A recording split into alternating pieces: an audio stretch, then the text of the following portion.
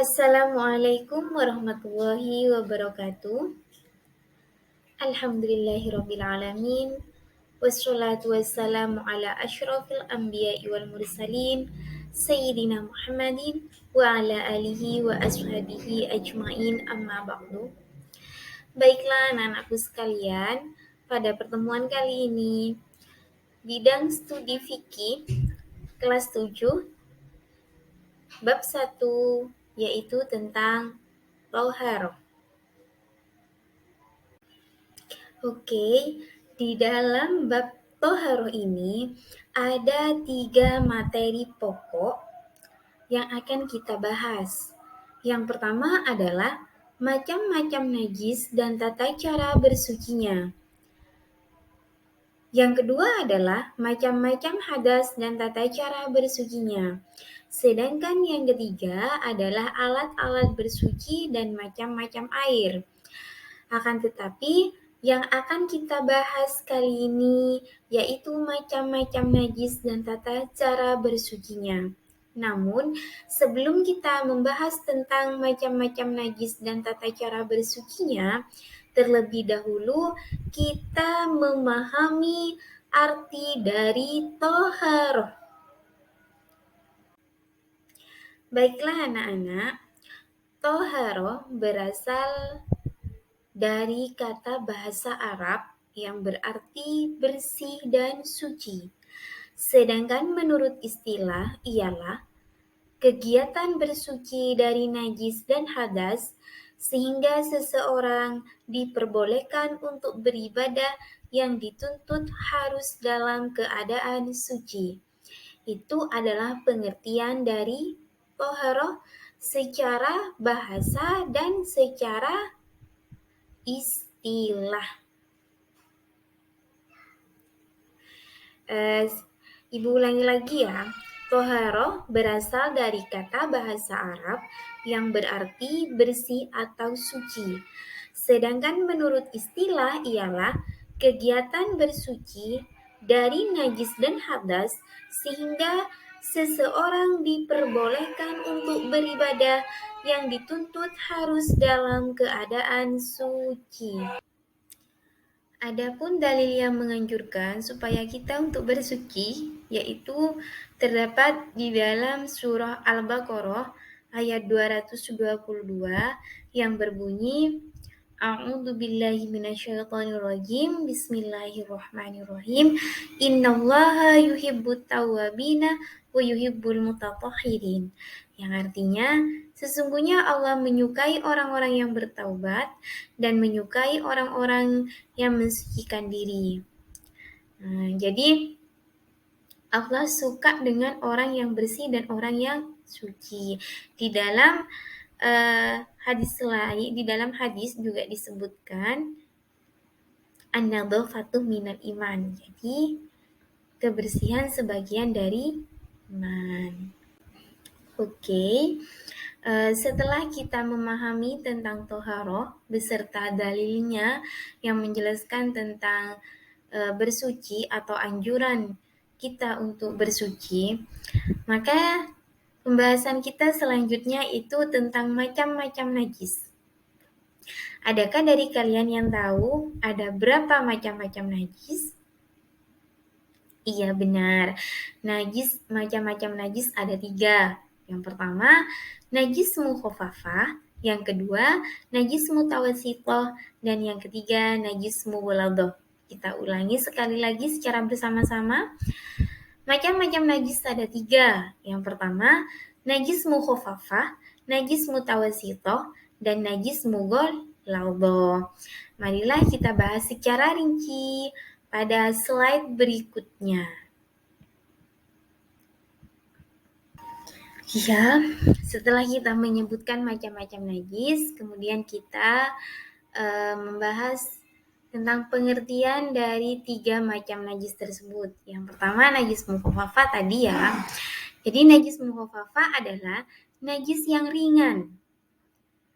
Adapun contoh dari najis mukhafafah ini sendiri seperti air seni bayi yang belum berumur 2 tahun atau belum makan apapun kecuali air susu ibu atau ASI. Jadi najis mukhafafah ini adalah najis ringan. Yang dikategorikan najis mukhafafah ialah air seni atau air kencing bayi yang belum berumur 2 tahun dan belum makan apapun kecuali ASI. Kalau sudah makan mengkonsumsi selain dari ASI, maka hukumnya bukan najis mukhafafah lagi, akan tetapi masuk kepada najis mutawasito, najis yang kedua. Oke, kita lanjut pada pengertian dan contoh najis mutawasito. Sedangkan najis yang kedua ialah najis mutawasito. Najis mutawasito adalah najis sedang yang termasuk jenis najis mutawasito ialah seperti bingkai binatang darat, darah, nanah, muntah, kotoran manusia atau kotoran binatang, arak atau khomer. Jadi najis mutawasito adalah najis sedang. Yang termasuk najis mutawasito ialah bangkai binatang darat, darah, nanah, muntah, kotoran manusia atau binatang, arak atau khomer. Itu pengertian dan contoh dari najis mutawasito. Najis mutawasito sendiri dibagi menjadi 2 macam atau 2 bagian. Yang pertama najis mutawasito hukmiyah dan yang kedua najis mutawasito ainiyah. Nah, apa perbedaan dari 2 najis tersebut? Najis mutawasito hukmiyah adalah najis yang diyakini adanya tetapi tidak nyata wujudnya, bau dan rasanya. Contohnya, air kencing yang sudah kering yang terdapat pada pakaian atau lainnya. Nah, jadi najis mutawasito hukmiyah hanya kita yakini saja bahwa benda atau pakaian kita terkena najis yang mana najis atau kotorannya tidak tampak. Jadi kita hanya meyakini adanya najis tersebut. Sedangkan najis mutawasito yang ainiyah ialah najis yang tampak wujudnya, bau dan rasanya.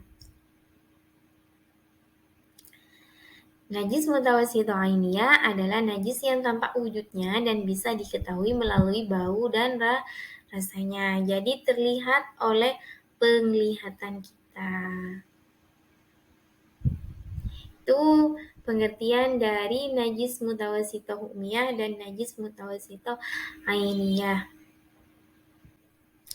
Dan najis yang ketiga yaitu najis mughaladhah. Apa yang dimaksud dengan najis mughaladhah? Najis mughaladhah adalah najis yang berat. Najis ini bersumber dari anjing dan babi. Nah, jadi kalau kita terkena anjing atau babi, maka masuk dalam kategori najis mughaladhah, yaitu najis besar atau najis. Oke, setelah kita membahas tentang macam-macam najis, pengertian beserta contohnya, lalu kita membahas cara mensucikan najis tersebut. Nah, jadi dari ketiga najis itu cara mensucikannya beda-beda. Dilihat dari tingkatannya pun juga berbeda. Jadi yang pertama, cara mensucikan najis mukhafafah. Bagaimana caranya? Ialah cukup dengan memercikan atau mengusap air yang suci pada permukaan yang terkena najis. Ya, tadi najis mukhafafah adalah najis yang ringan. Jadi cukup dengan memercikan atau mengusap air yang suci pada permukaan yang terkena najis. Jadi sangat mudah sekali ya cara mensucikan najis mukhafafah ini. Karena apa? Contohnya yaitu air kencing bayi yang belum berumur 2 tahun dan belum mengkonsumsi apapun kecuali ASI. Kecuali ASI, air susu ibu. Ya anak-anak, kita lanjut pada pembahasan cara mensucikan najis mutawasito. Bagaimana caranya? Tadi najis mutawasito yaitu najis sedang ya. Cara mensucikannya ialah dengan menghilangkan najis terlebih dahulu atau kotorannya terlebih dahulu dengan cara membuang dan menggosoknya sampai bersih dengan menggunakan air yang suci. Ingat, menggunakan air yang suci. Jadi, kalau air tersebut tidak suci seperti air mustakmal, air ghairu tohir mutohir, itu tidak bisa digunakan untuk bersesuci. Jadi, harus menggunakan air yang suci. Setelah kita buang kotorannya atau najisnya, kemudian kita siram dengan air yang suci tempat najis tersebut. Oke, masih ingat tadi bahwa najis mutawasito dibagi menjadi berapa bagian?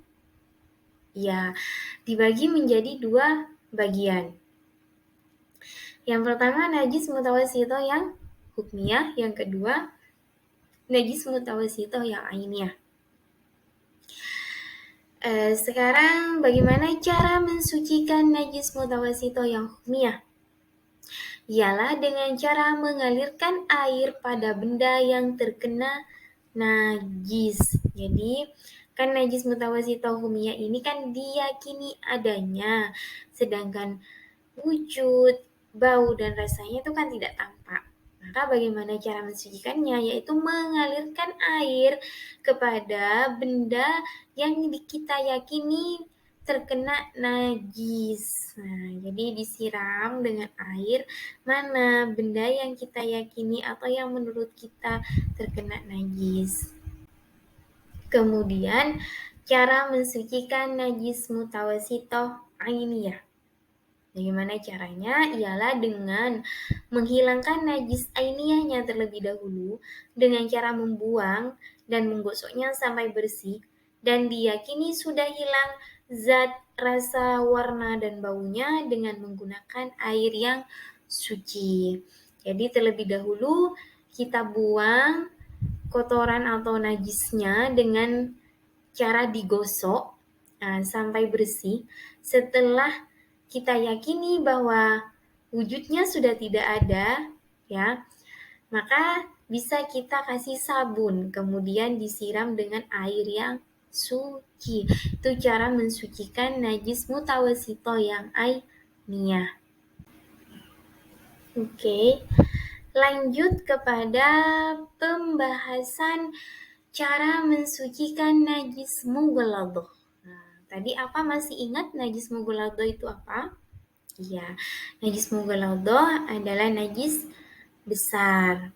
Nah, yang mana najis mughalladhah ini bersumber dari anjing atau babi.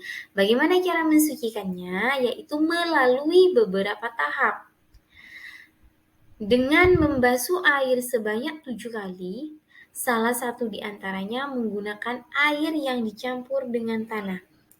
Jadi kita menyiram kepada benda atau tempat yang terkena najis mughalladhah disiram sebanyak 7 kali siraman yang salah satu di antaranya menggunakan air yang dicampur dengan tanah. Entah itu siraman kedua, ketiga, keempat, kelima, atau keenam. Terserah ya. Jadi intinya dari 7 kali siraman di salah satunya itu menggunakan air yang dicampur dengan tanah. Sedangkan 6 kali siramannya yaitu menggunakan air suci. Itu adalah cara mensucikan najis mughalladhah. Baiklah anak-anak, itulah penjelasan dari toharoh, macam-macam najis dan tata cara bersucinya. Semoga materi ini bermanfaat untuk kalian dan bisa kalian terapkan dalam kehidupan kalian sehari-hari.